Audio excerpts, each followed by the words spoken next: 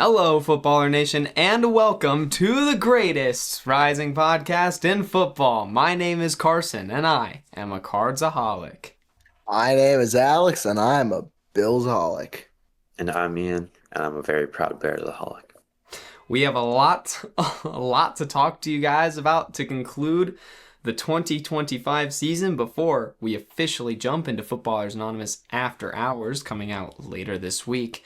But before we do that, we gotta roll that intro.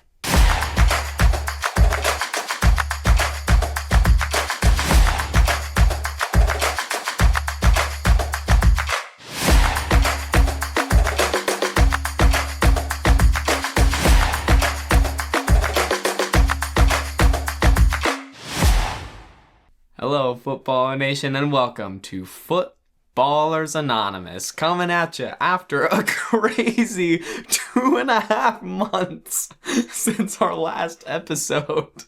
How are you guys? I'm doing pretty good. Good, yeah. The Super Bowl was pretty nice. The correct outcome happened. The very expected outcome happened, and yeah, I'm ready for next season when the Patriots get an actually tough schedule. I am so not looking forward to next season, bro. I'm not at all. I'm very much looking for next season. Quick recap for the Bears in the playoffs. 2 seed, 27-3 comeback victory over the Packers in Soldier Field. Amazing, amazing, amazing game. Had me crying, literal tears. And then divisional round against the Rams.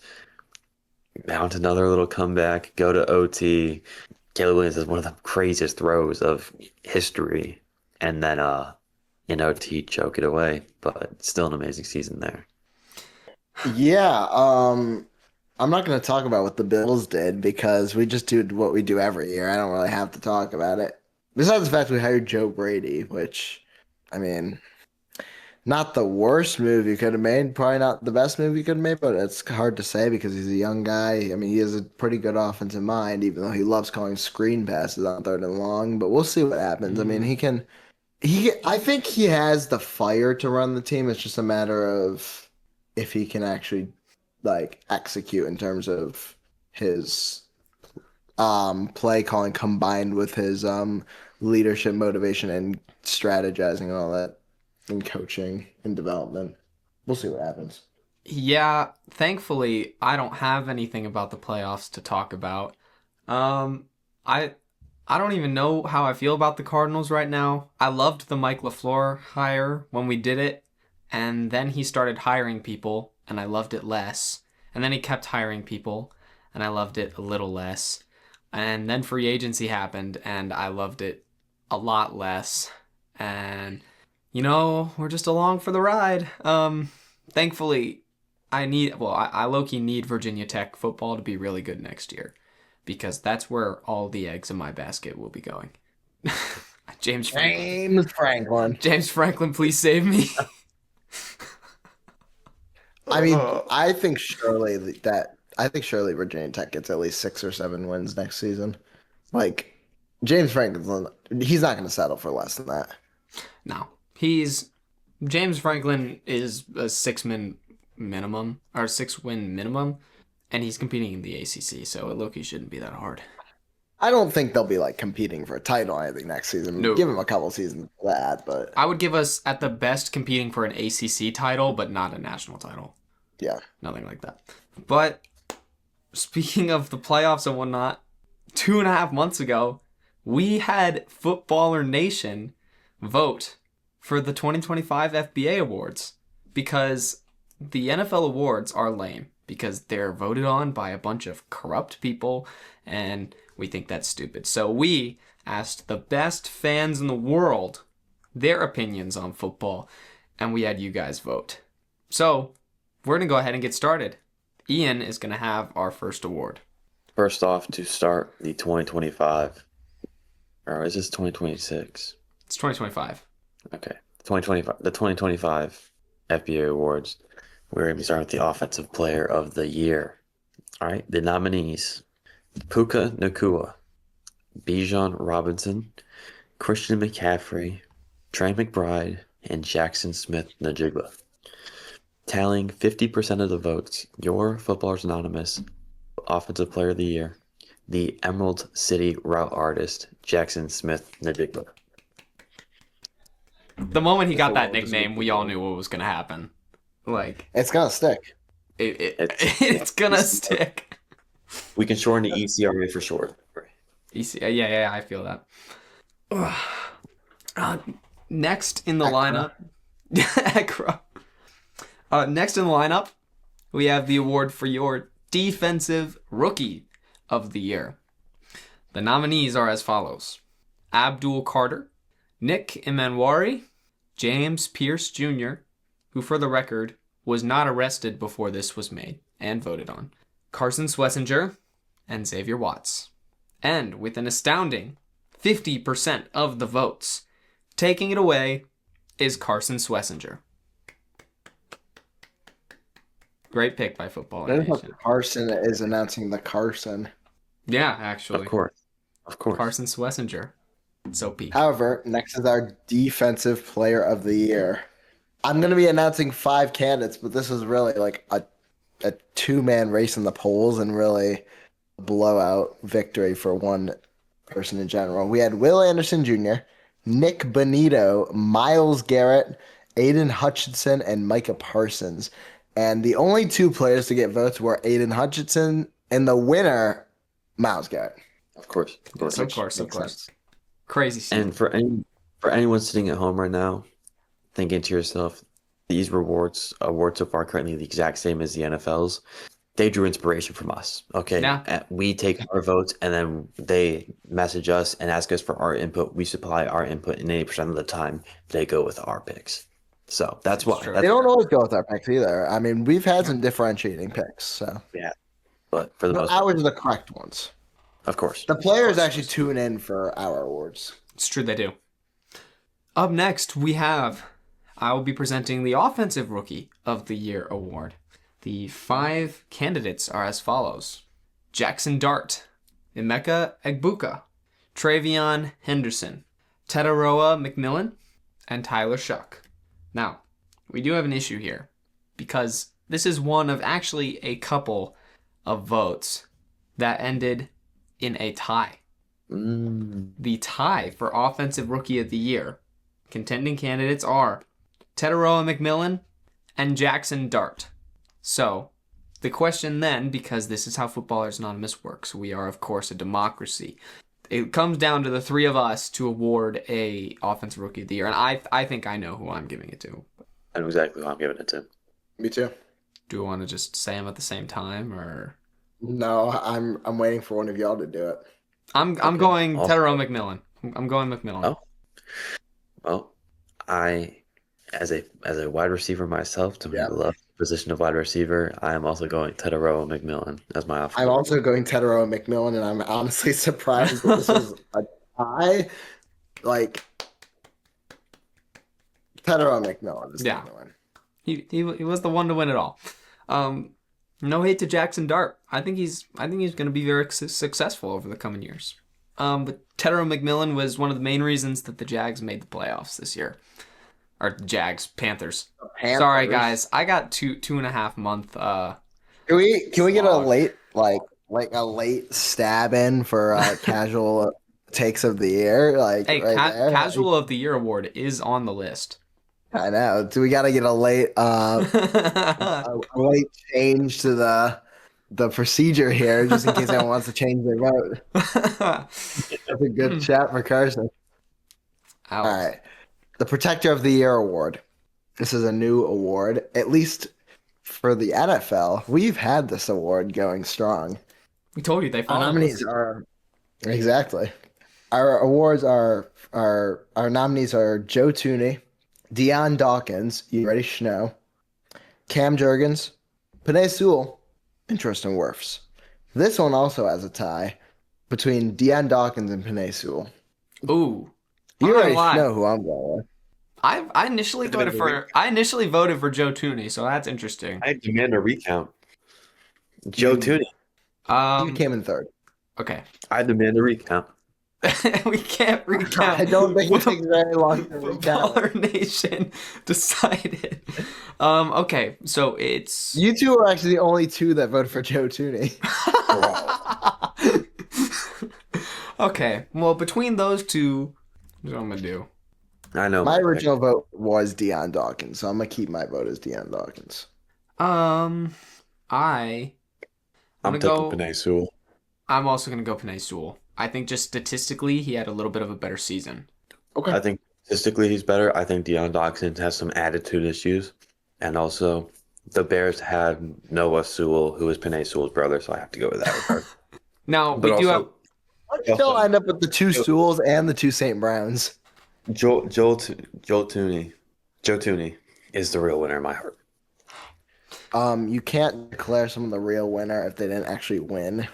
This is We true. here at Footballers Anonymous value credibility and ownership, and that is not what you're presenting at this current moment in time. Sure. All right. Up next, I'll be presenting Special Teams Player of the Year. Ian hasn't had one of these for a hot second, just because of kind of the way these got ordered. Ian will be up next. We got Special Teams Player of the Year here. This one was low-key kind of hard to pick because there were a lot of really great special. I could have taken half of the Seattle Seahawks and just placed them on this. Yep. Actually, all 5 could have been Seahawks. This was made before the playoffs started, though, so that did affect it a little bit. The nominees: Cam Little, 67-yard field goal; Matt Prater, Of course. Cameron Dicker, Blake Gillikin, and Daniel Whelan. The winner, by an astounding 25%, was Cam Little. Astounding. Astounding 75%. Oh, 75%. I thought you said 25%. I was like, I how might is have that said 25. If I did, sorry, 75%. Matt Prater was in second with 25%. If this was post playoffs, my nominee and my probable winner would have been Rashid. 100%. 100%. Absolutely. So I just want to shout his name out there, give him some recognition too. 100%. Oh, yeah. I think he should have been on the ballot. Yeah, he absolutely. I honestly considered changing it I don't know if I'd after we vote him put it over out. Cam Little, but he would have been my second place at the very minimum. Yeah. He definitely would have been on this list at least. Now, guys, it's back to me again. Next, I will be presenting the Comeback Player of the Year. All right, and this one was also a landslide victory. Nominees, for some reason, Stephon Diggs, Aiden Hutchinson, Trevor Lawrence, Christian McCaffrey, and Dak Prescott. Now, there were only 2 people voted for. One of them racked in 75% of the votes. Wow. And the winner with 75% of the votes, Christian McCaffrey, running back, San Francisco 49ers. Of course. Well deserved. How Well did deserved. Stephon Diggs get on the ballot? We should have vetoed him off. Genuinely do not remember. I don't know. Well, he was, because most of these are just the NFL's candidates, with the exception Yes, but of special teams and protector. Yeah. I would say I think we should have vetoed him off the ballot. Stephon Diggs. Yeah, throw in DeMar Hamlin for the 5th year in a row. Bro, throw in JJ McCarthy, comeback player of the year. He came back. You have to actually be good to get a comeback play. If anything, you probably could have thrown Joe Burrow in there again. Honestly, yeah. That's not crazy. Yeah, you probably could have, yeah. Now we got the Coach of the Year award. This was a heated race all year. I mean, this is like I can't remember a time where there's been a more heated Coach of the Year race. Like you could argue like 8 candidates on the ballot, and you could argue like 4 or 5 to be in first place. Like it's ridiculous. With that being said, the candidates are Liam Cohen of the Jacksonville Jaguars, Mike McDonald of the Seattle Seahawks, Kyle Shanahan of the San Francisco 49ers, Mike Vrabel of the New England Patriots, and another coach. I can't seem to remember what team he is for. Ben Johnson of the Chicago Bears. Before you announce it, can I just say this was one of the most stacked Coach of the Year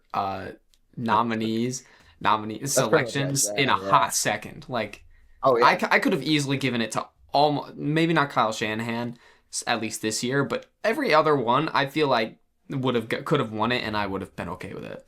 yeah. And the NFL, I think, was incorrect in choosing Mike Vrabel, which is why the Footballers Anonymous votes chose Liam Cohen as the coach of the year. That's valid. That's valid. Ian, you were the only one that voted for Ben Johnson. What? What? You were the only one that voted for Ben Johnson. What? Wow. Good, better, best, never best here. Good gets better. You're like the Justin Herbert voter of the coach Ian, of the year. I'm not gonna lie. I'm not gonna lie. Good, better, best is good, but like Duval. Ben Johnson took his shirt off. Duval. Oh my gosh. Deserved. Again, stacked race. It is deserved, but Ben Johnson. So, next up, we have the Assistant Coach of the Year award. This one actually was a decent little race, three. But first up, we got Vic Fangio, the Philadelphia Eagles defensive coordinator. Definitely helped carry that offense. We got Brian Flores, the Minnesota Vikings defensive coordinator. Definitely helped carry that offense. Next up, we have Vance Joseph, the Denver Broncos defensive coordinator. Definitely helped carry that offense. Then we have Clint Kubiak, the Seattle Seahawks offensive coordinator. Amazing performance. Super Bowl worthy performance, I might say. What? And then Josh McDaniels, the New England Patriots offensive coordinator. Receiving 50% of the votes, we have Clint Kubiak, the Seattle Seahawks offensive coordinator. Like I said, fit for a Super Bowl, fit for an FBA award. Deserved. Very much deserved. All right. This one's going to be interesting. Your Footballers Anonymous MVP. The candidates are as follows. First, Josh Allen, Trevor Lawrence, Drake May, Christian McCaffrey, and Matthew Stafford. Only 2 players got votes. Drake May and Matthew Stafford. It's 50-50. And the winner, it is not 50-50, by 75%. Before I announce it, might I just say, I called it before the season even started. It's Matthew Stafford, baby. Well deserved. Well deserved by Matthew Stafford. Incredible season. Absolutely. I was really hoping it would be a season he would retire on, but he just keeps coming back. But it's okay. Notice how the FBA awards actually had a substantial margin between the 2 voters, like how it should have been, and the NFL awards were like ticky-tacky and like it was like a 3-point difference or some weird. Yeah, also notice how the NFL actually gave a Josh Allen an MVP vote. They gave Justin Herbert an MVP vote. That's low worse. key. The guy who gave Justin Herbert the vote actually explained himself, and it low key made sense. Hey, I think in 2022 Justin Fields had a MVP vote, so actually.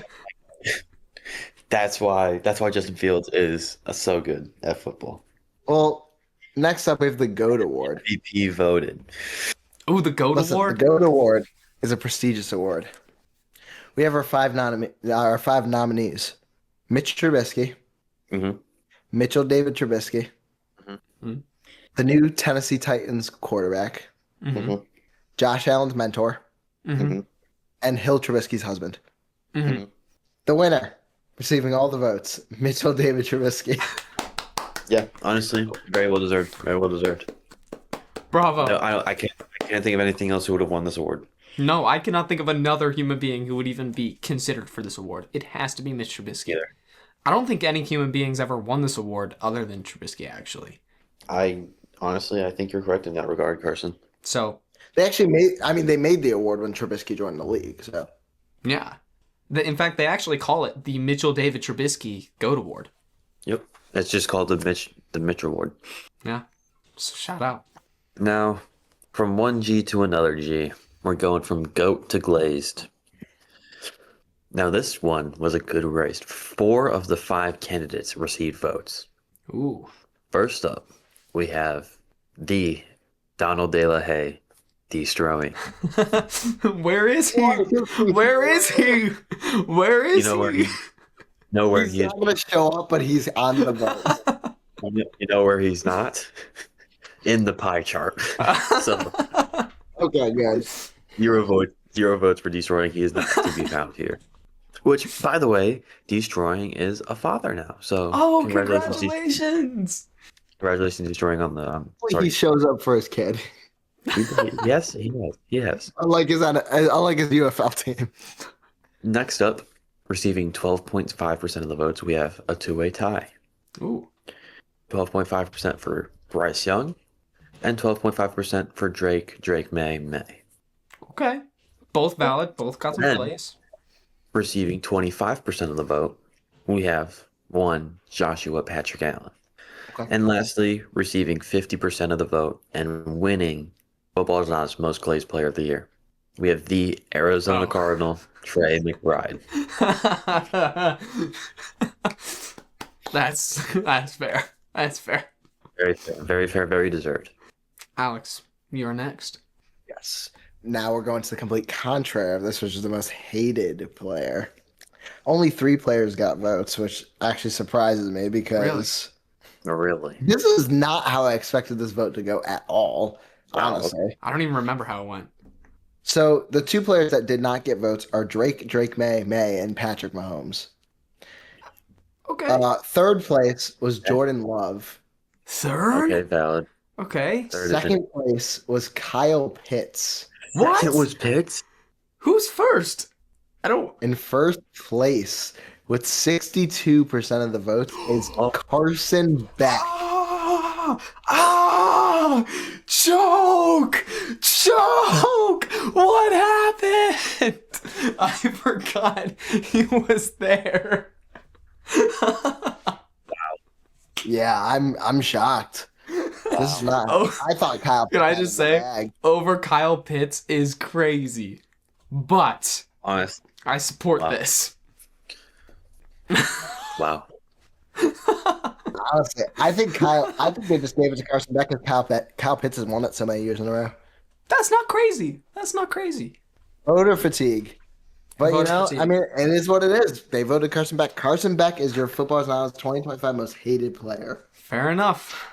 Now, we have an award that at the beginning of the year we decided we weren't going to have this anymore because we got tired of keeping track of all the casuals of the week. But we couldn't resist putting it on here. This is your Footballers Anonymous Casual of the Year. The nominees at number 1. Well, not at number 1, but our first nominee. Ian, if you recall, had the Baker Mayfield MVP. A lot of other things. Then we have Alex. We all had some really, really bad takes. Alex said on our last episode, actually, and I quote, "Yeah, we can talk when the Patriots make it to the Super Bowl," which they did. And I'm then we have me, gods. and I had some good calls, but I had some bad calls, some real bad calls. Like the Titans winning the division. Yes.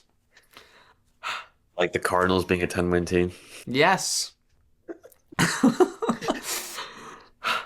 Now, at the bottom. Also, let's take a moment to recognize the biggest casual from all of us. The biggest casual take that all 3 of us partook in. Kyler Murray going to the Raiders and having an MVP season. Hey, I still think he's got. No, you know what? Still have the MVP in Minnesota. Yeah, no, I told this to Alex. Biggest trade. I will stand. You know, I will stake my reputation on this right now because I've already dragged it through the dirt enough. Kyler Murray will win MVP as a Minnesota Viking at some point, and he will win them not 1 but 2 Super Bowls. Okay, Staking that down. I think Carson now is the casual of the year. It's at the bottom. Maybe the deck. At the bottom. Well, technically, this take is in 2026. I'll have to use this. Yeah, later. this would be a next year thing. We'll revisit it. At the bottom, we have a 2-way tie with 25%. Your first non-casual of the year is Alex. Alex had 25% of the votes. Your second non-casual of the year is Ian. Because, ladies and gentlemen, if you remember at the beginning of this year, I stuck my reputation on JJ McCarthy. I'm trying to keep personal bias out of this because I've been putting a lot of personal bias in there because I really like the Vikings. I really like JJ McCarthy. He's one of my favorite players to watch. For 8, we have my GOAT, JJ McCarthy himself and the Minnesota Vikings. I don't know if Nick is aware of how much Carson related. Like, it's like almost as bad as being for Mystery Man and Neither Got Now. It's like, it's not that bad. It's getting close. It's not as bad as you and the Broncos last year, though. It might get there, but it's not yet. That's just because you're in the It's not there yet. It is so high up there, Carson. You were glazing him before you even played a suit. I'm seeing you in comment sections on Instagram glazing him. What? Like, you go to the comment section, someone says JJ McCarthy is hasn't been playing. Like, there was a game about the Bears game, where it was we were talking about how JJ McCarthy hadn't played good in the first half, and it was Carson's all in the comment section, just wait until JJ McCarthy shows you what he got in the second. I'm like, bro. Okay, Carson, guys, so I'm there's gonna be a video from shot in this first half of the game of a Bears fan saying that JJ McCarthy is horrible, and Carson's in the comments going, JJ McCarthy isn't horrible, but this take aged horribly, LOL, 24/7. Oh, I did actually do that. Yes, you did. I believe I said something. I believe I said this take aged in the video. Hey, you know what? The take aged horribly. JJ McCarthy went crazy, and he was my favorite in the draft class. Okay, and he went to the best situation of all the quarterbacks. He got to ride the bench for a year with a quarterback whisperer himself. Everything was put in place, and he had a very slow start, and he didn't look very good. I wasn't concerned because I honestly thought it would take more than a game. But it turns out that in the fourth quarter, JJ McCarthy became the first player in NFL history to account for 3 touchdowns in the fourth quarter of a debut game. That's a lie. I promised he would be good. He was not. And and as punishment, the Vikings stole my quarterback. So, it is with great sorrow in my heart and still love for JJ McCarthy that I award myself the 2025 FBA Casual of the Year award. May I just say I'm Casual honored. of the year. I'm honored. Casual of the year. Casual of the year. I would like to thank Casual I'd of like the to thank year. like to thank my co-hosts for allowing me the space to be stupid. And For the entire year and every intro, you must refer to yourself as Casual of the Year. whoa, whoa, whoa, whoa, whoa, whoa, whoa. Oh, Whoa, hold on. Your 2025 Casual of the Year. Whoa, hold on. I don't know about that, Chief. Nope, it's done. It's done. There And was we're no- moving on now. We're moving on now because we need to do the segment of the year. our next award is very interesting in its voting. Ooh. We have the Footballers Anonymous favorite segment. First up, we asked you to ask us questions and we answered them. Second, we have the comment of the week presented by Alex Joseph. Next, we have the reigning champion Carson's college knowledge. Then we have the UFL news. We have the baddies, and then the top 5. We have the conspiracy of the week, and we have footballers select. Ooh. Now, of these 8 segments that we have listed here, 5 got votes. Ooh. We have a tie for first. We have a 2-way tie for first and a 3-way tie for second. Can you roll through the ones that didn't get votes first? Yes, the ones that did not get votes. UFL news, Okay, the baddies, and the top 5. that makes sense. Yeah, that checks. And for a 3-way tie for second, each with 14.3% of the votes, we have first, the comment of the week presented by Alex Joseph. Next, we have Alex Joseph's conspiracy of the week. Next, we have Footballers Select, hosted by Ian Watkins. So now, we have two segments left. In a tie for first, the reigning favorite, Carson's college knowledge, and we asked you to ask us questions and we answered them. I already know what my vote. I already know mine. I vote. Let's just say it on 3, guys. 1. 1, 2, 3. We asked you to ask us questions and we answered them. Let's go. Listen, I love college knowledge, and I was really glad you guys voted it last year. But, I mean, especially this year, it got to the point where I've really considered restructuring it a little bit next year. It was a lot of fun, but I'm really trying to make it a bit more engaging. It's really just a lot of me talking. But the cool thing about we asked you to ask us questions and we answered them is Talk to you guys. we talked to you guys. Exactly. And we've had some No. great moments too. Like We've had a lot of great moments, a lot of great experiences, and it's not just the fact. It really is. That was for me. That was me. The fact that we get to interact with you guys. You guys get to not only pick our brains, but also make appearances here on the pod and just like it's really just it's just a really fun experience and just a really fun bond to build. Getting the questions every week, and for us too, it just gives us good, interesting things to talk about. And we've had a lot of great discussions arrive on and off of the pod from a lot of these questions. yeah. So shout out you guys. You the real FBA Awards. You the real FBA Award. Shoot no shot, Ian. 1%. And then our last award is an award which, by the way, we haven't discussed at all. So we're going to be discussing right now. This is the one FBA award that you guys don't vote on because this is Footballers Anonymous Fan of the Year. And while we all kind of think about who we want to award that, I have to shout out last year's winner, FBA Fan of the Year 2024, Dylan. The man who would rather watch paint dry than listen to our podcast. Dylan has inspired so many suspects. Yes, specifically Alex, Mr. Electric, as he's now known. Dylan inspired so many segments of this podcast. You know, he just really, you know, he was our first hate comment. We've gotten a lot of hate comments since, but he was our first one. And honestly, his was one of the most creative. It really was. It really was. You know you're starting to reach people when you get hate comments. It's a good thing. So for this year, we had a lot of important fans, you know, talk about the pod. I want to shout out a couple just that I'm kind of thinking of. If you guys think of any others as well. First off, I got to shout out Geno Smith's dad, OG Pizza Man. Pizza Man. OG Pizza Man. You're awesome. You're the GOAT, and you gave us so much. Whoa, and whoa, hold on. Whoa, no, Hold on. you can't say he's Hold on. You gave us so much information about Geno Smith, and then you corrected your ways and recognized the greatness of Mitch Trubisky. It was a full-on character arc that we got to witness with OG Pizza Man. Yep. That was great. Second that I want to shout out, we kind of have to bring him up because he was on the podcast a couple times. It is Charlie, the honorary footballer anonymous and our Ravensaholic. He was on here a lot. He had some great moments with us. It's pretty cool. My third is gotta be, she asked so many questions and she watches every single episode. McKenna Baird, my sister. Probably in terms of fandom, probably the biggest Footballers Anonymous fan out there. She's one of the few people who I know has watched every minute of every episode, and she asks us questions all the time. And she's learning ball. She is learning ball from Footballers Anonymous.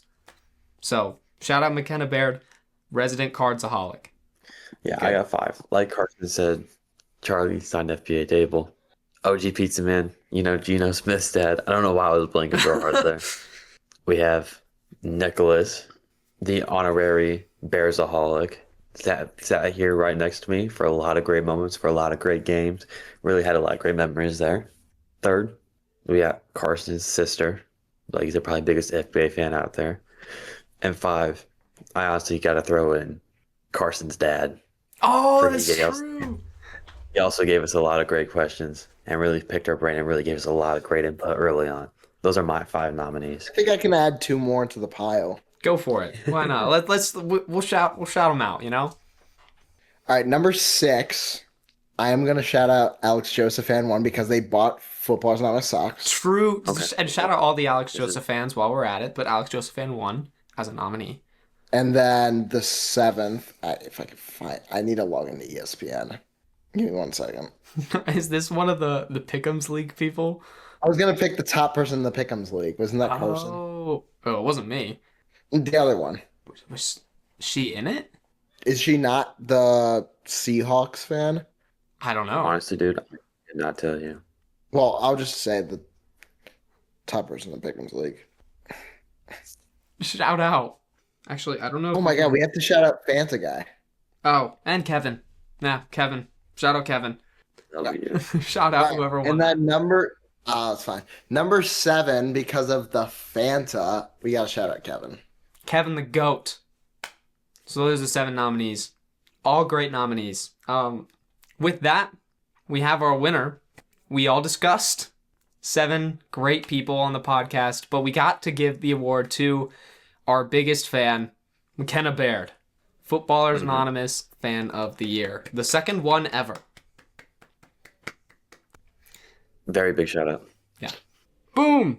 Wardrobe change. Ooh. How did that Science. happen? We're magic. It's a science, guys. It's a science. Congratulations to There's all our levels award to winners. this. There's levels. Yeah. Though this isn't those who know moment. It is. It really is. Anyways, since we're done with the awards, really quickly at the end of the video, I guess we should talk about free agency because some stuff happened. Some things. A couple things.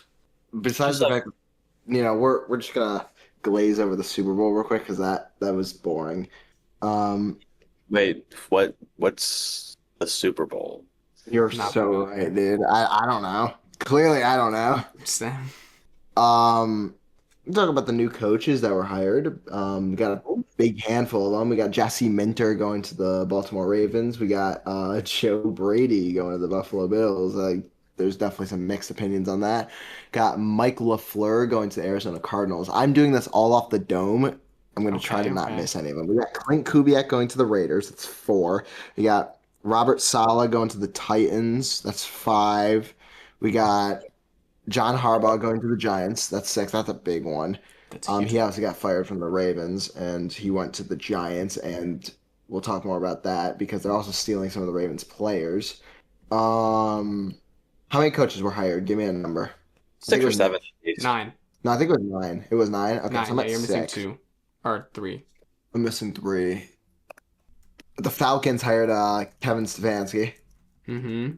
Oh, I got balloons now. The Browns hired what is his name? The old Ravens offensive coordinator, Todd Monken. Yeah. And This team. The Dolphins hired Yeah. Jeff Halfley. Yep. The Miami Packers. Yeah, literally. They're the Miami Packers. The Giants are the New York Ravens now. And speaking of the Ravens, they Oh. were originally trading for Max Crosby, right? They backed out of the trade for Max Crosby because he allegedly failed his physical because he needs knee surgery and he was not in a condition that they want him to be in. It was a Allegedly. legal move because free agency had not started yet, which means the new league year hadn't started yet, so it wasn't an official trade. So they backed out of it, and then they signed Trey Hendrickson. And they are allegedly going to try to sign Trey Hendrickson and Max Crosby, but basically no one believes them. Bull crap. There's no way they were going to pay both of those guys. Bull It crap. would have been insane. I would have honestly wanted to see something like that, but they wouldn't have had anyone else on the That would team. have been insane, but it would have been like what the Bengals did with Jamar Chase and T. Higgins, but like reversed. Like you're going to have And- 2 and all-star honestly, defensive that's a lot. players and then no one else.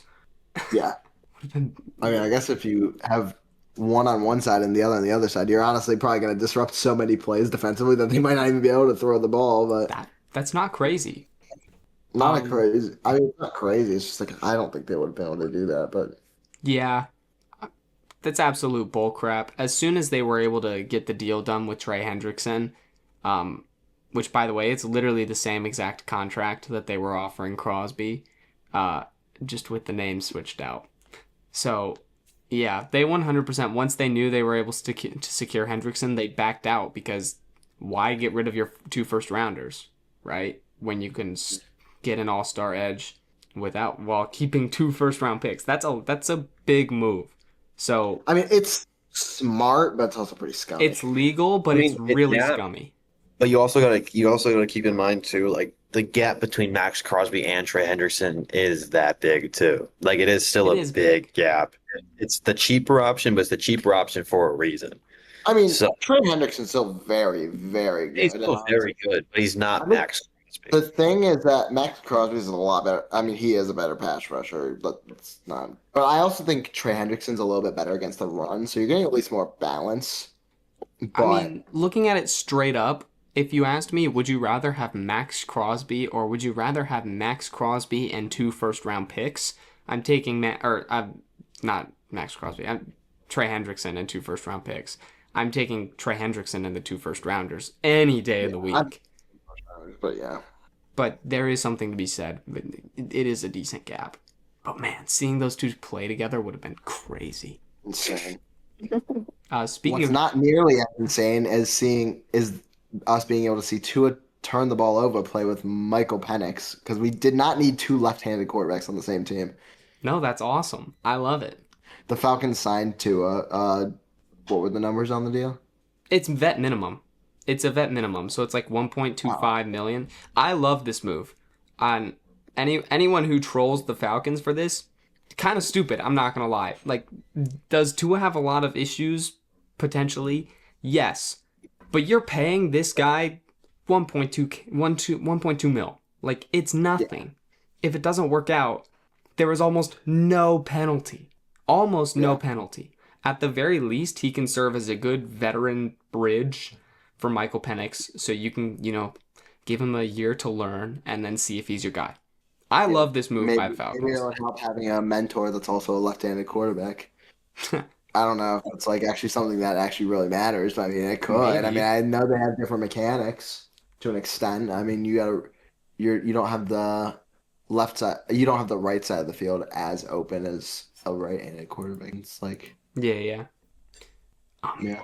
Talking about one of the later moves that was made, because this one I think was kind of groundbreaking. The Broncos trading for Jalen Waddle. That was a big trade. I was not expected at all. That was a very big trade.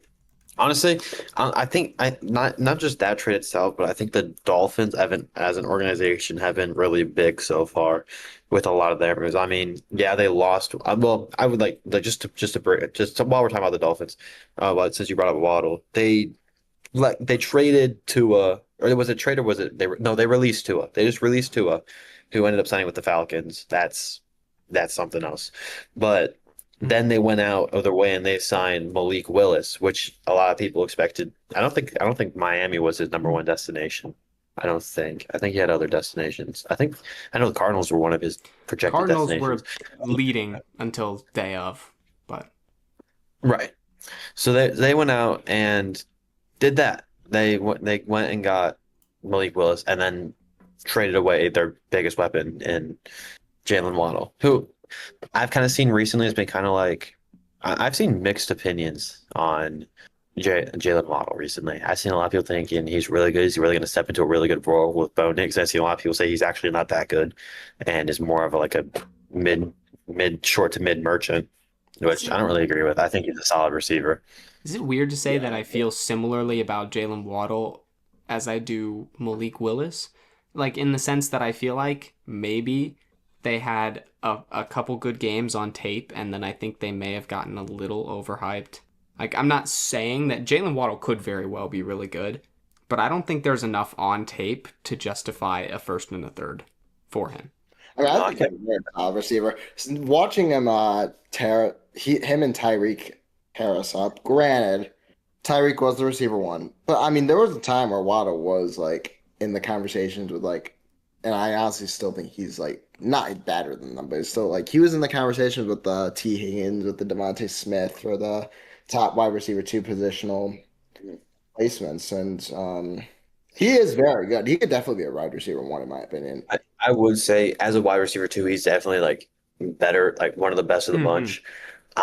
Where I do like get a little bit dicey is for when he goes if he steps into that wide receiver one position, which going to Denver, who has Cortland Sutton and who's the other guy? Wow, I'm blanking so hard. I've been so out. Mims It's been a long time since we You talking recorded. I've been about so out of touch with football. Marvin Mims? and Marvin Mims, yeah, Marvin Mims Jr. They've got Cortland Sutton and Marvin Mims Jr. They don't really have a set wide receiver one. I guess you could say Sutton is. So Waddle most likely is going to be stepping into a wide receiver role here in Denver.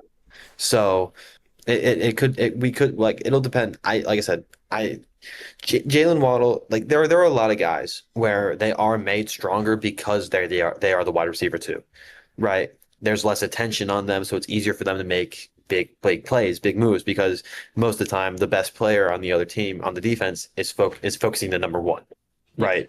So the number twos and the number threes, that's why like there are so many talks about underrated wide receiver twos, underrated wide receiver threes, because it's easier for those guys to shine when the spotlight's not on them. So Waddle stepping into this wide receiver one position on this team that's looking for a playoff push, the lights could be too bright, the spotlight could be too bright, and he could end up falling under the pressure. That's not something I want. I really like Jalen Waddle as a wide receiver. I think he's really good. I think he always has been.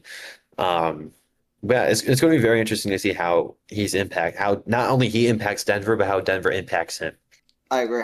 And this is probably not actually a very significant thing, but I also think it's just like really funny that he's going from like basically sea level to a mile in the air. Like, I mean, Oh, they yeah. talk about Denver being a big adjustment, just in like that's a big thing you have to game plan for. I mean, he is going to have to make an adjustment with that, which will be probably not that significant in a long Yeah. time. I just think it's fun to think about.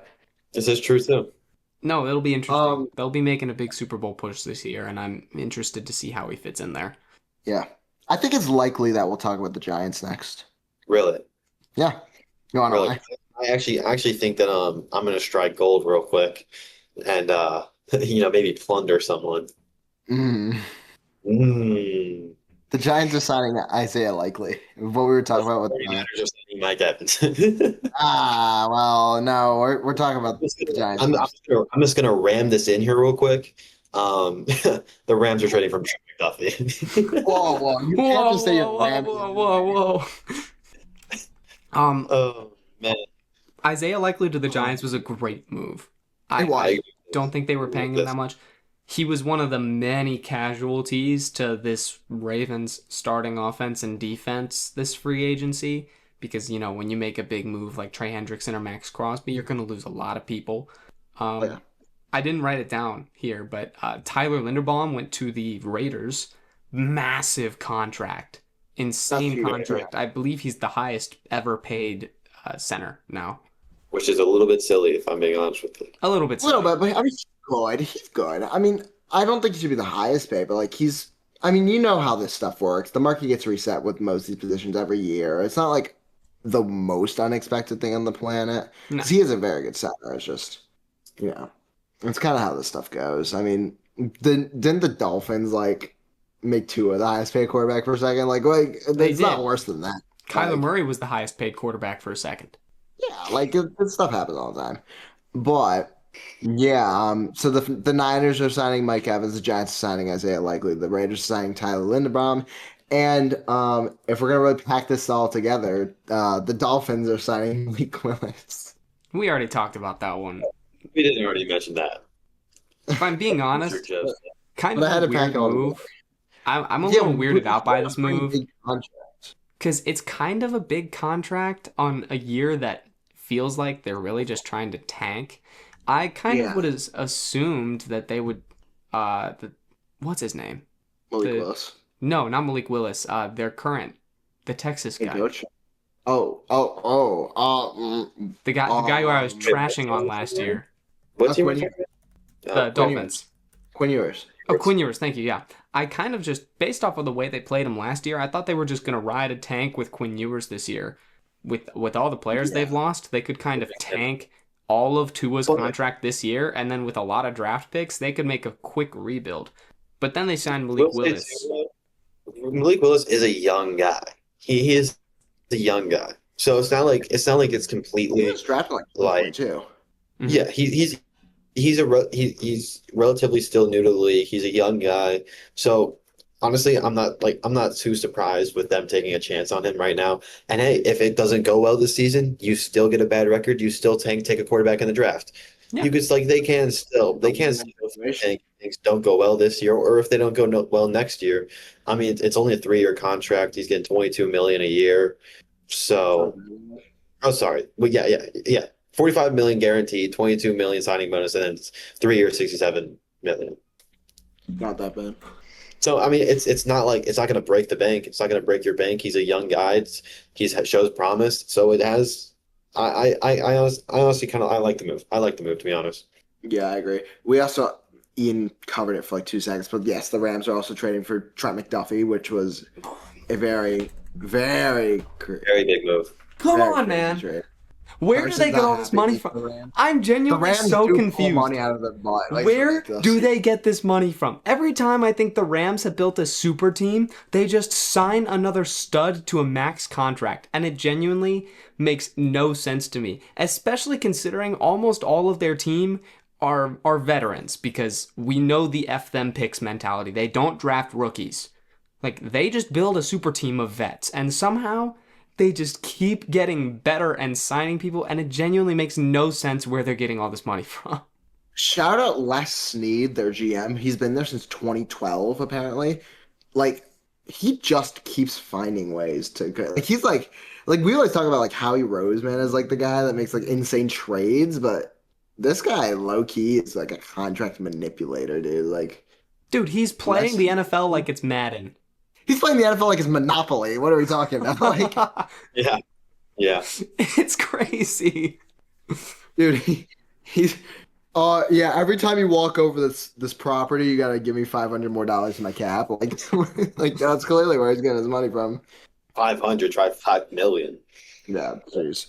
And I don't know what's worse, that Um, or the fact that now the Chiefs get another first rounder. Like, it's a lose-lose.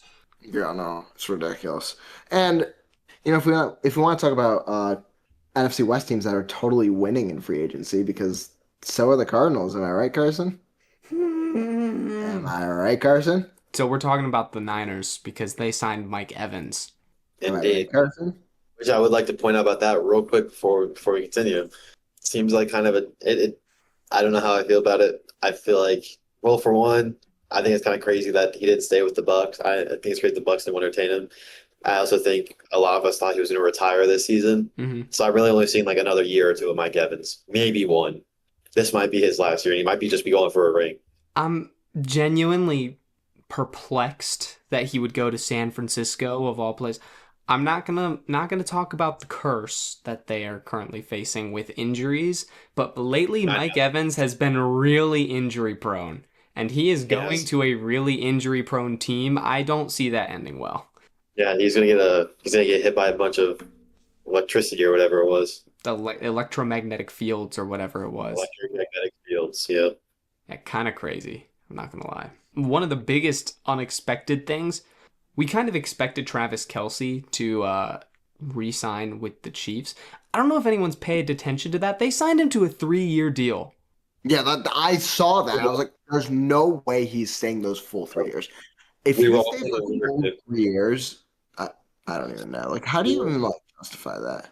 We were all thinking 1 to 2. What I'm thinking he's doing is I think he's just giving himself another year or two of payment. I think he's giving himself another year or two of retirement money. I think he plays this next season, evaluates his life, maybe comes back for the second year, but I think after the second year he just steps away and just gets paid for that third year. Finds a way to get the money still. Yeah, Because that there's no was way in hell he's in for all 3 years. no. There's no way he can play for that long, like physically. You already see him on a bit of a decline right now. You just can't play that long. No, you can't pay that guy that amount of money and expect results. No. Kind of an L move by the Chiefs, I'm not going to lie. But, I mean, he's done so much for you. It's kind of out of respect at this point. Yeah, entirely. To further perplex one of the weirdest quarterback rooms in the NFL right now, Zach Wilson went to the Saints. So it's just kind of a goofy quarterback room. Tyler Shuck, who's actually looked really good. He looked great at the end of the season, and I think he's going to be their starter for a while. But then you've got Spencer Rattler, who's a somewhat capable backup, and then you've got another somewhat mid backup in Zach Wilson added to that. It's a room of all time. It's one of the rooms of all time. It might be the most interesting quarterback room I think I've seen here since like the Browns last year. I would even compare it to the like the Giants last year or 2 years yeah. ago with Wilson, Winston, and Dart. That was a little goofy. Also, One of my favorite receivers in the league, Jackson Smith, the Jigba, also known as the Emerald City Route Artist. You know, very, very, very fitting nickname. Not too long at all. Love it. Absolutely love that nickname as a fan of JSN. He signed a pretty big extension with the Seahawks, rightfully so. I mean, this man came in this year, absolutely just blew it off. It was a 4-year, $168 million deal. listen, to He is JSN, now the highest paid wide receiver in NFL history. to JSN, thank you so much. Because do you know how many players your team had to let go because you signed that contract? It was wonderful. It is one of the highlights of free agency for me. The Seahawks lost everybody, and it was glorious. So, JSN, you deserve the money. Take more. Please. Just take it all. Just take it all. Take it all. All right, we're gonna kind of go through a couple here. Levante David is retiring. The Chiefs are signing Justin Fields. How you feel about that one, Ian? Well, listen, man. I don't like it. I don't like that he went to the Chiefs of all team. I like that they sat there and thought to themselves, we need a replacement for Mahomes for a couple of weeks because of his ACL. Let's get Justin Fields. I do like that. They wanted Justin Fields. And they went out of their way and they got Justin Fields. And I think it's gonna be fun to, hey, there might be a quarterback battle in Kansas City, guys.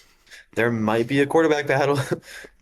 It's possible Fields could come out and take the starting job away from that whatever. Who's the quarterback for the Chiefs? I don't even remember his name, to be honest with you. I don't know. Really a nobody. Is it still man, is it still Alex Smith? No, Why are we I think last I checked it was Gardner Minshew, but he's gone. Gardner Minshew. Okay. Oh, you mean the Arizona Cardinals new quarterback? No, Oh, I know that guy. Yeah. I think Justin Fields has a very good chance to take away the starting job in Kansas City over the nobody starter that neither of us can remember. Chris Oladakan. Oh, Chris Oh. Oladakan. I literally said that like 5 seconds ago. Like, Yeah, you're right. I think Fields can take the position away from him. So, yeah, shout out Justin Fields. I really hate that you're going to be in a Kansas City uniform, but I'm always going to love Justin Fields. And also, on a quick note, another Bear that's making a move, Darnell Mooney. These guys know probably one of my favorite Bears receivers of all time. He's up. I love Darnell Mooney. He is going to the Giants, which honestly, I'm cool with because. So yeah, I really love Darnell Mooney, and I think he's going to make a great impact in New York. I think their receiver room was a bit of a struggle this year, and I think he's going to step up and make a very good role. And I think him and Jackson are going to have a great connection. Shout out Darnell Mooney. Darnell it's a Mooney. good pick. I've not been talking for a minute because I've been gathering a bunch of things for us to talk about. Okay, hunter gatherer. I'm like the free agency. What are we? What are we in the Cretaceous period? I'm low key like the pilgrim of free agency signings right now, so I'm locking in. Thanksgiving, pal. Okay. We're going back to the first Thanksgiving to take turkeys off the menu. And you know what else we're doing? The Eagles are taking white boy number 2 off their menu. Reed Blankenship's going over to the Texans. Crazy. But don't worry because they I didn't made expect a it. splash move in signing Hollywood Brown. Hollywood Brown. Yeah, you know what? Honestly, listen, I think us as a group, I think we actually carry a lot of respect for Hollywood Brown just because we all think a lot about Hollywood Brown. Right, some of reason, course. for some reason, I feel like all of us just randomly think about Hollywood Brown. I know Carson definitely does. I don't miss Hollywood Brown, I'll tell you that. Hollywood Brown is Carson's Roman Empire. It's true, I think about him every day. Every night when I try to go to sleep, I hear Hollywood Brown. Every Hollywood night, I'll Brown. be there. Oh, Oh, my dude, gosh. here's another big splash, guys. The New York Jets, after losing Justin Fields, went and traded for Geno Smith. So to everyone who was there for Geno Smith being written off and he didn't write back, I He think went he- right back. I think he finally answered. I think he finally answered, guys. I think he finally wrote Going back. right back to the Jets. This guy felt 1 year of success with Seattle, and then became a Raider. We all know how that went, and now he's just right back. And the Seahawks won a Super Bowl the second he left. Yeah, it's All and like the Seahawks immediately won a Super Bowl, and he gave the Raiders the #1 overall pick. So, what are you gonna do? It's Geno Smith. He's back with the Jets. It's time. It's time to hang him up. It's time to hang up the cleats, dude. I the think Jets. you're done. It's funny because not only is it time for Gino to hang up the cleats, it's low-key time for the Jets to hang up the cleats because they haven't, in this entire time between Gino and Gino, they haven't found a single franchise quarterback. Well, they ruined Justin Fields. Let's be honest, guys. They did not get Well, Justin Fields. that's what I'm saying. They've ruined They had every a quarterback lot. who's played with them. Every single quarterback who's played with them, they have ruined. Oh my God, Sam Darnold just won a Super Bowl. They Yeah, exactly. The only quarterback who actually felt success on the Jets was named Mike White. Ooh, that's ball knowledge right there. They ruined Justin Fields. Makes me sad. They took Zach Wilson from Carson, Sad. and they ruined him. And now they're just back to Geno Smith. They saw what they remembered what Geno Smith did for them in allowing them to get Sam Darnold when they did. And then they saw what Geno Smith did for the Raiders and how he allowed them to get Mendoza. So now they're bringing him back, hoping that they can squeeze a little bit out of him and get the #1 overall pick next year.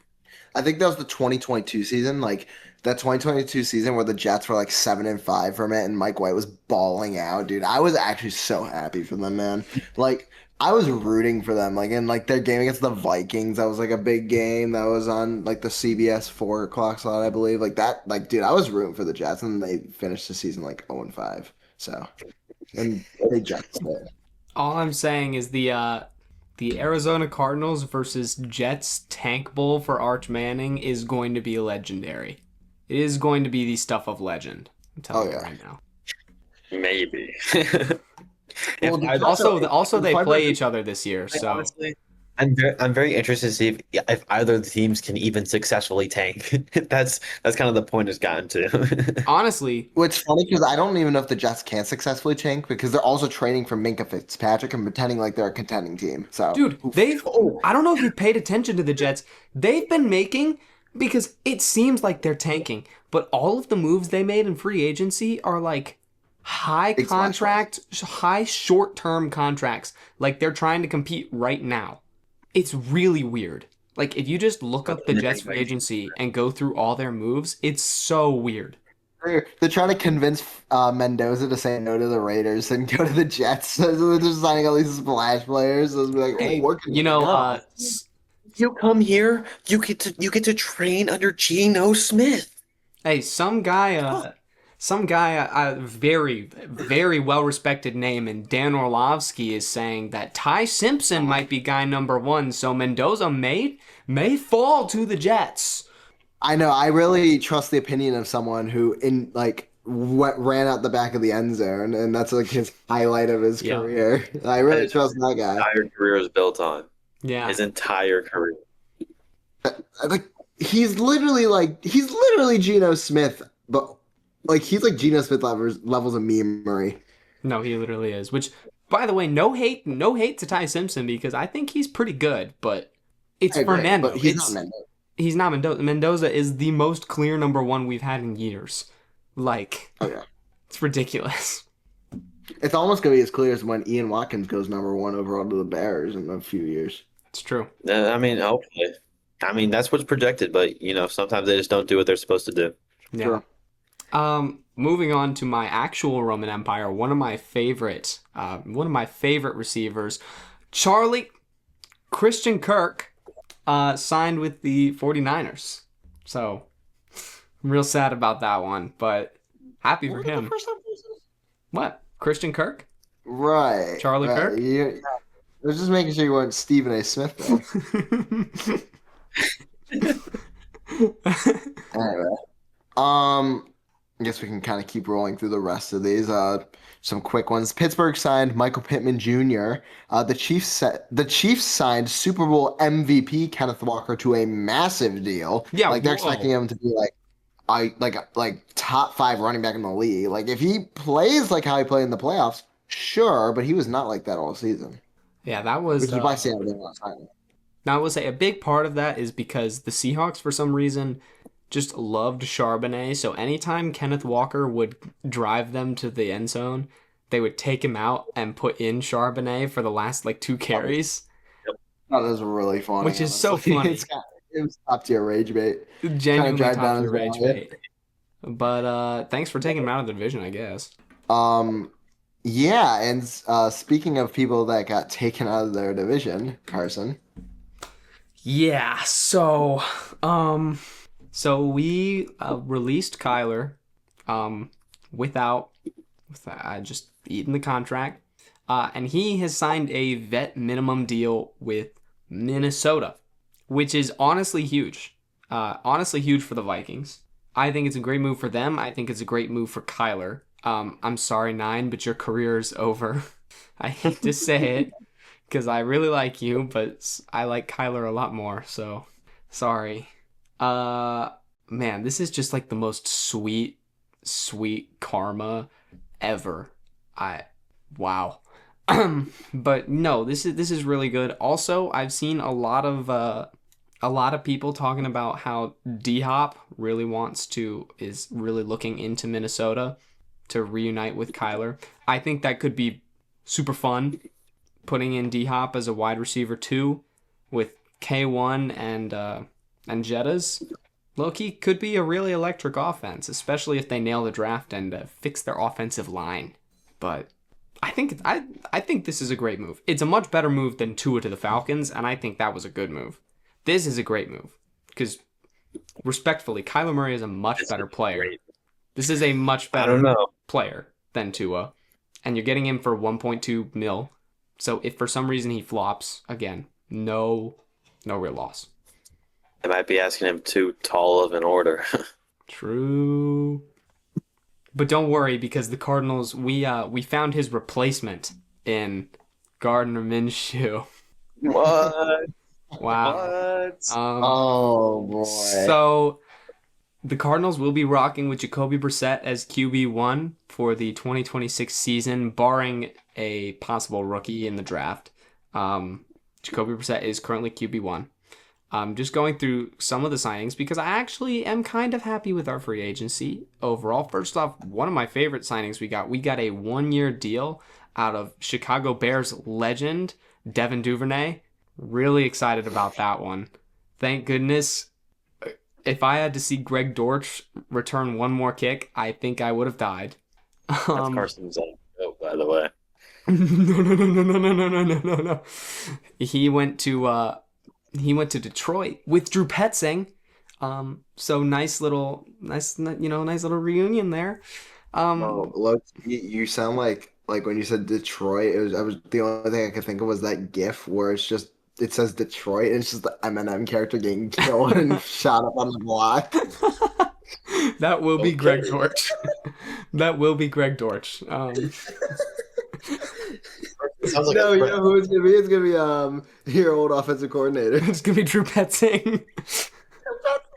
It will You sound not like be that. me shooting him. I swear. Have we talked about Drew Petzing already? I don't think we have. You should bring it up. Hallelujah. Hallelujah. Oh my gosh, the bad man is gone. I have never been so happy to replace our horrible offensive coordinator with Nathaniel Hackett. Are you kidding me, bro? Out with the old, in with the old. Out with the old. No, literally. No, it doesn't really bother me that much because the Hackett's not calling plays. Hackett's not calling plays. Mike LaFleur's calling plays, so he's pretty much just a glorified quarterbacks coach, which, honest, I don't hate because he has that veteran experience, but, like, come on, bro. But it's okay. It's okay. We signed Isaac Seumalo from Pittsburgh. I thought that was we needed a new guard. We got one. I think probably our biggest three moves that I'll touch on. I'll touch on all three of them. The first, like I said, Gardner Minshew signed him to a 1-year deal to be our backup quarterback. Please stay healthy, Jacoby, because I refuse to watch Minshew Mania. We signed Tyler Algier, which I love. I love that signing. We also restructured James Conner's contract, so he and Algier will be splitting carries. I think that should be good. And Kendrick Bourne from the 49ers, who I love. He balled out later in the season when some of San Fran's receivers started getting hurt. And he is such a fun personality. He genuinely, I've never seen anyone be excited to be an Arizona Cardinal ever. But this man already lives and breathes everything about the team. And I love it. I love his energy. I hope it stays when we get one win this season against the Cowboys, and that's it. That's pretty much our free agency. It's been pretty lackluster, pretty sad. Not much is going on. That's great for me right now. But Virginia Tech's looking real good. Well, Carson, I will. I'll take the pain away from you then, and I'll take the floor. Hey guys, it's the bet of our three teams. This is the best team from 2025-2026 season. Just saying. Whoa, whoa, whoa, whoa, whoa, whoa, whoa. You know, the Bears were definitely better than the Bills in the long run. Yeah, you lasted one more day than we did. Hey, one more day is one more day. That was a brand new day. Hashtag shout out Spider-Man. I don't know, Jim. I don't know. Wait, I'm sorry. But- I'm sorry. I'm going to interrupt you real quick because this is very important. I looked up NFL standings, so I was trying to see it. We had a better record, but also, why is the NFL standings wrong? Why is it the 7-10 Whoa. Dolphins at the top? Like, why is everything just not? No, that checks out. Can you Are you- go to the Alex? NFC West real quick? I just want to Oh, yeah, because the Vikings are at the top of the division, by the way. Alex, did you scroll down.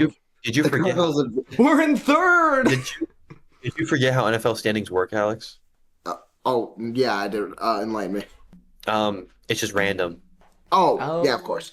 Yeah. Okay. It's a That's why lot. the Patriots made the playoffs. Okay. Exactly. gotcha. Exactly. Come on, get it together. Anyway, the Bears have been making big moves on both sides of the ball. We have been losing a lot, but we've also been gaining a lot. Just want to point out we brought back Jack Sanborn. That makes me very happy. I love Jack Sanborn. He's a great linebacker. The Sandman. We brought in Bills cornerback Cam Lewis. Not super mad about it. Alex, correct me if I'm wrong. He seems solid. Solid as a depth guy. He didn't play much for us, but yeah. We brought in Khalif Raymond. Not mad about it. Replacing Devin Duvernay as a returner, wide receiver, 6 or 7, whatever. We brought in Devin Bush, linebacker. Really big move. I really like that move, actually. I really like Devin Bush. I think he's really solid. And we did him to replace another guy who I'll bring up. We brought in Seahawks safety Kobe Bryant. Very big move, 3-year deal. Really happy about that. He's a dog. And we also needed him to replace someone else we lost. And then we traded with the Patriots to gain their center Garrett Bradbury. We also brought him in to save someone else we lost. Some other guys that we signed: James Lynch, defensive line; Jedrick Wills Jr., offensive tackle; Contavious Street, defensive tackle, and Neville Gallimore, defensive tackle. Not mad about that. He might be solid. We re-signed Jalen Jones.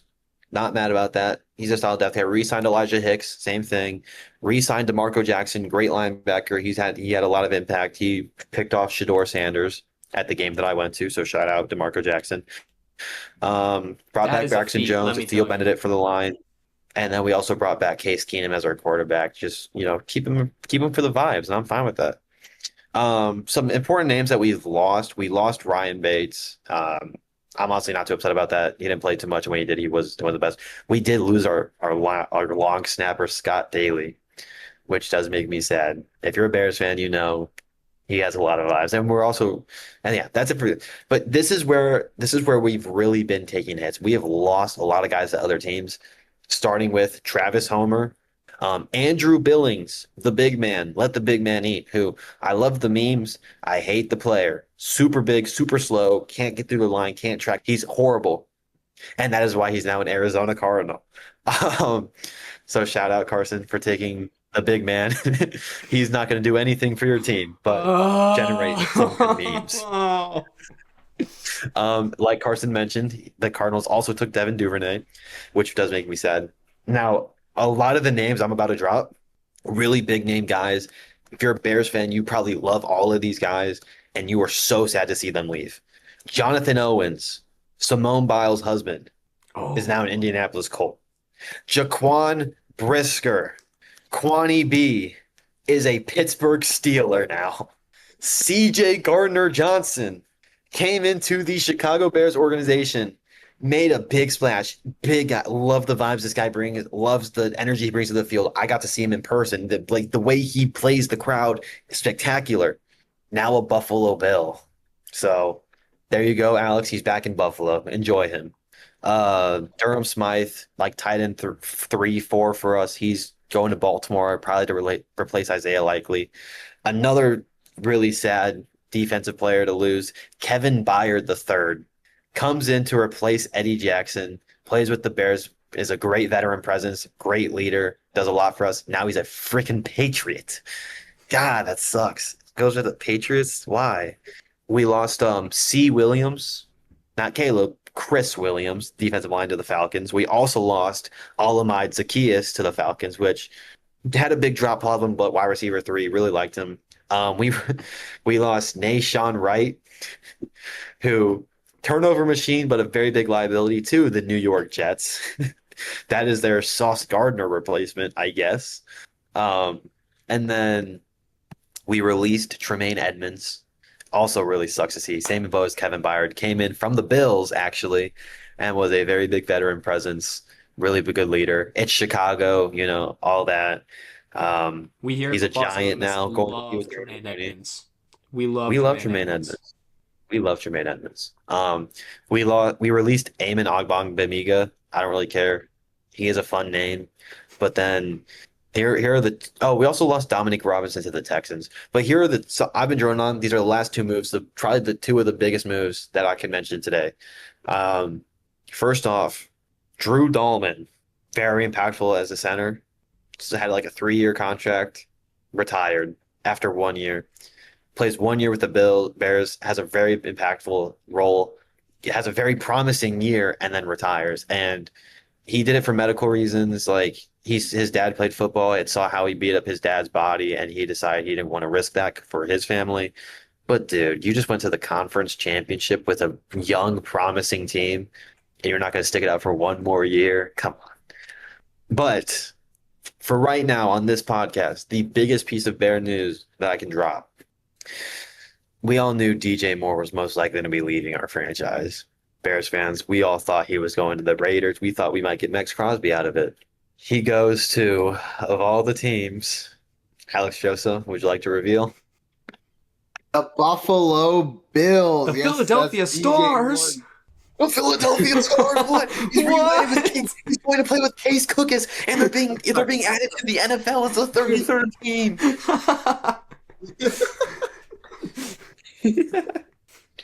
But yes, DJ Moore was traded to the Buffalo Bills. And now I'm going to give the floor to Alex to talk about the Bills offseason. And he can talk more about that trade all he wants.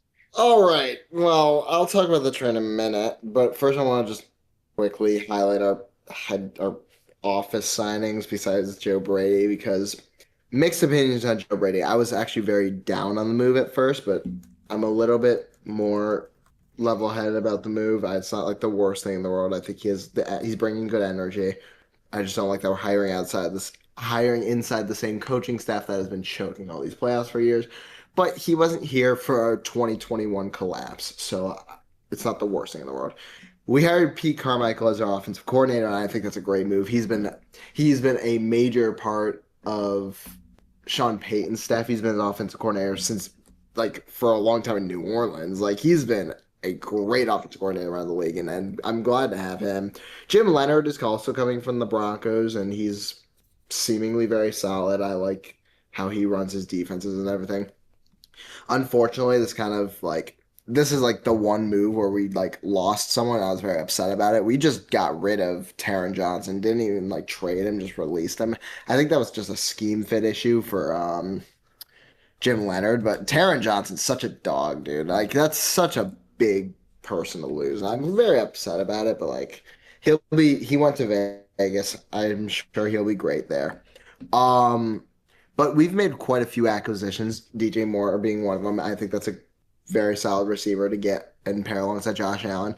We've needed a receiver one, and hopefully, I mean, I know he can fill those shoes. I mean, he didn't have a great year last year, but like the Bears have a lot of receiver talent, and he was obviously not in the best spot with the team. So I trust that he'll be good.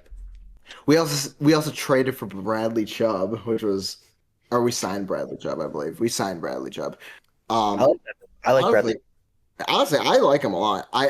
He's not like Trey Hendrickson, obviously, but like he's a very solid edge rusher, and I think he'll be a good acquisition for us. He'll actually help us get some pressure. We've been looking for, we had since like this regime has started with Brandon Bean and then even like Sean McDermott. Obviously, he's fired now, but we have been looking for an edge rusher the entire time.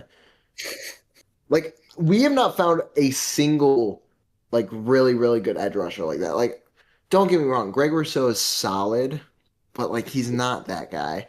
We signed Von Miller, and then he was good for like 2 seconds. Kind of, he's just old and was injured constantly. Joey Bosa did not really shape up last year. I mean, he was good, but he was not the Joey Bosa that people think he is. Um, I mean, maybe Bradley Chubb will do it. I don't know. I mean, I think he'll definitely be solid. He'll get us a good amount of sacks, so maybe that's all we need. We'll see though. D. Alford, we signed D. Alford. I've heard he's very good. We signed Allen quarterback, Kyle Allen. People, the Bills did like a Instagram or an X post of Kyle Allen's like jersey, and they like people were confused. Like, is Josh Allen changing his number? And they didn't realize it was just Kyle Allen. I thought that was funny. Um, we also signed C.J. Gardner Johnson, which I honestly think is a pretty good move. What? I've seen that with every single team. Like they'll sign someone, throw down the new jerseys, and just do the last name and then the number, and then it confuses everyone. Like it happened with the Eagles and Hollywood Brown. Like Yeah. he chose number 2, and they'd be like, "Oh, so I see AJ Brown staying," and it's just like stupid stuff like that. But yeah, Yeah. and yeah, shout out CJ GJ, love that guy. Yeah, I know everyone was confused when they saw the Gardner Johnson jersey and got confused with the other Gardner Johnson on our team too. Um, yeah, but I mean, honestly, I think C.J. Gardner Johnson's a good signing as well. I think he's got personality, but like honestly, I think we kind of need that. We are very we're not the most like we're very like we try to be level-headed, but I don't know. Maybe we need more of that fight and everything. Allen is throwing every game you play. We also did like the most significant signing of free agency and signed Damar Hamlin. We re-signed him. Cool, I guess. I mean, I mean, he's fine. I mean, I don't think the NFL, he's like at the talent to be getting a whole NFL post, I'm not but gonna lie, Actually, Alex. he has had no impact on the Bills since his medical emergency. Respectfully, I mean that so respectfully. He has had no No. impact on the Bills since that moment. besides, I think it was 2024. He was our starting safety that year, and he was solid. But he was not the starter this year. So, but like, and even then, he was like a lower end starting safety. Like he was still playing decently, but I yeah. was gonna say, Alex, it's kind of crazy that you would call that the biggest move in NFL free agency when your team may have made the worst possible move. Actually, not may. You did make the worst move this entire offseason. This is a very true statement. The Buffalo Bills are on the wrong end of the worst move in NFL history, I might even say. It's true. Oh, you're so right. Yeah, we are, and but I'm not there yet. I'm just trying to like take the I know. time to I like just thought really like I would mention. not mention it because it's traumatizing. If there's Yeah. one loser of free agency, it's the Bills. We'll get For the- there. That is not Also, just me for this- deflecting, by the way. I mean it Um, wholeheartedly. The second time that this has happened, by the way. Couple other things we re-signed. Dawson Knox re-signed Connor McGovern. I'm very happy with those. And then yeah, so we let Mitchell David Trubisky walk. This is what happens when you don't fire Brandon Bean. Like this is literally what happens when you don't fire Brandon Bean. I don't think I've ever seen a worse move by a GM. I haven't seen a worse Well, move by a Tennessee GM since Titan, the by the way. Steelers let him go. He's now a Well, Tennessee Titan, by the way, which is disrespectful because the Titans unveiled those terrible new logos, and Mitchell David they get Trubisky for it. That's their reward. That they don't deserve him. Hey, no, not at all. but the But unis you know themselves what? are clean. The The units Unions are clean, but they didn't have to get rid of the flames to do it. No, they The didn't. helmets are clean. The logo is not. But I will also say, I think I really respect the Titans in this regard because they sat there, they saw what Trubisky did for Josh Allen, and they were like, "Yo, we need some of that for Cam Ward. We need some of that."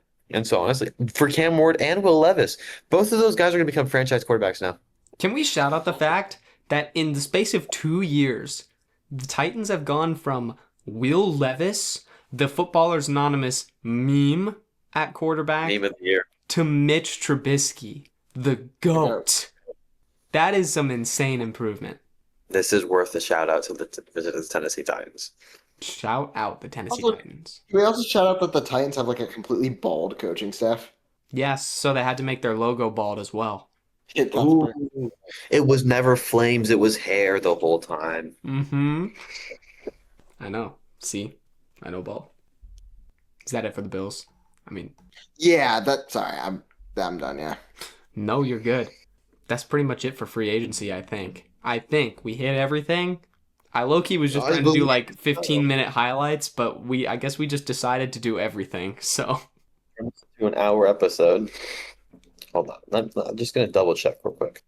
Teddy Bridgewater is returning to the Lions. true. Andy Dalton's going to the Eagles. Jake Browning is going to the Buccaneers. Sam Howell is going to the Cowboys. Kenny Pickett is going to the Panthers. Some quarterback moves for y'all. Yeah. Some backups around the league. Tom Brady is Tom Brady. The Bengals are bringing back Joe Flacco. I hope you know I'm just making us our ad read. Oh my gosh. The Tom Falcons are Brady. going full B Robinson. They're bringing in Brian Robinson Jr. to back up Bijan Robinson. Bro, shout out Tom Brady for absolutely balling out in flag football. Max, Did he lose to Oh, Logan Paul? guys. Yes. guys, we missed one of the biggest bits of news. What did we miss? The Seahawks are re-signing Jake Bobo. That's huge. I know. My bad. I'm sorry. I couldn't. I didn't get my pilgrimage didn't go that far. AJ Dillon is going to the Panthers. That's big. Okay, never mind. I see why you skipped a lot of this, actually. Rico Dowdle is going to Pittsburgh. True. Yeah, that's nuts. The Eagles re-signed Dallas Goedert. They did. Oh, the Titans released L'Jarius Sneed. Interesting.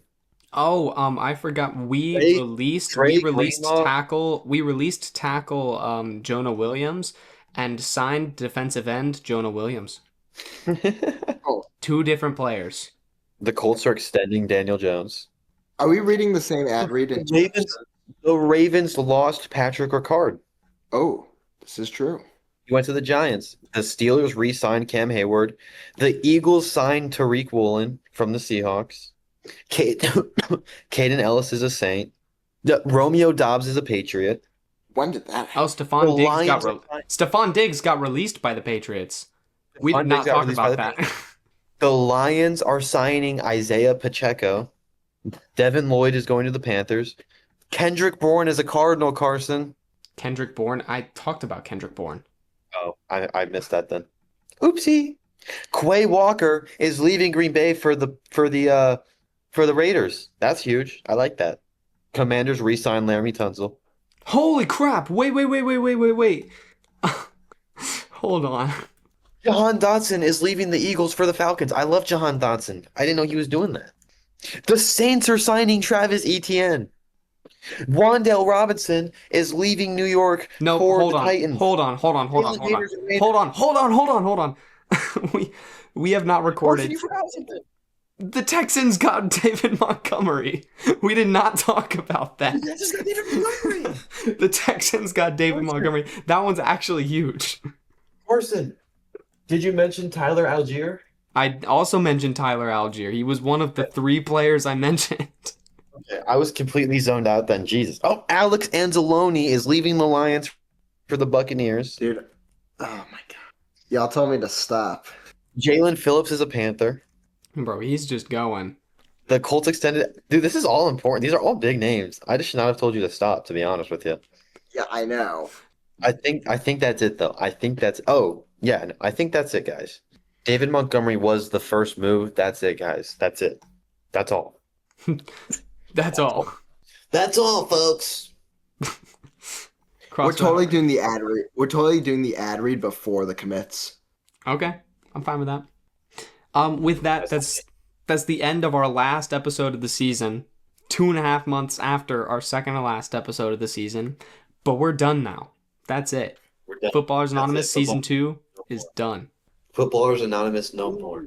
Footballers No, Anonymous it's no still more. going. It's still going. In fact, we're about to stop this recording and start another one that we'll release in a few days so that we can... Now, because we're doing 2 recordings, we're not going to do an ad read twice, but make sure to check out footballersanonymous.shop.fourthwall.com. True. We're going to have some new stuff showing up in there pretty soon. But make sure to stay tuned for a few days. I don't know when. Sometime before the weekend. When we release Footballers Anonymous After Hours. Get it? It's after hours because we just finished our hours of recording. So now we're doing more hours of recording. We're not getting paid overtime, by the way. So please, because we're not getting paid overtime, please go check out footballersanonymous-shop.fourthwall.com. We're gonna put on the screen right now the brand new Footballers Anonymous Cash App. Just send money to that, guys. Just load that account up with money. This is not real. We need it.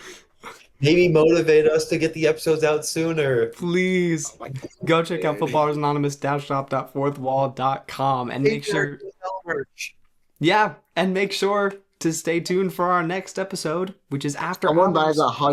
If someone buys $100 worth of merch, Carson will be eating mayonnaise on the pod again.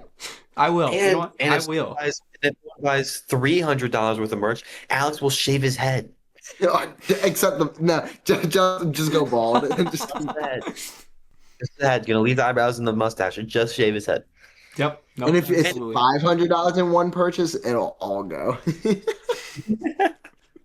And if we for some reason hit 1,000, I will cut off my left arm. Wait. This has to be in one purchase, by the way. So figure it out. One purchase, so you know. Just cash app us again. Putting the cash app up on the screen. Just cash app us $1,000 and all of that. With that, ladies and gentlemen, thank you for joining us. Every single purchase requires that you buy at least one pair of Footballers Anonymous socks. Truth. This is true. We love the socks. Ladies and gentlemen, thank you for joining us for Season 2. We look forward to seeing you for the first episode of After Hours Footballer Nation. Let's ride.